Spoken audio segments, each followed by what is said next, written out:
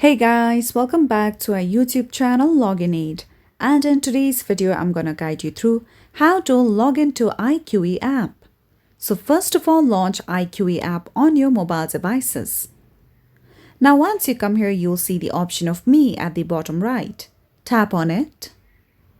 Now on top, you'll see the option of Login/Sign Up. Tap on it. Now over here, you can see various options in order to log in to your account. You can tap on any one of it. I'm going to tap on Login with Password. Now simply enter your email or mobile number you had used in order to create your iQIYI account. I'm going to enter my email address. Then let's enter password of our account. After this, tap on the option of Login. So with that, you will successfully be able to log in to your iQIYI account. And that's all for today's video. At last, don't forget to subscribe to our YouTube channel.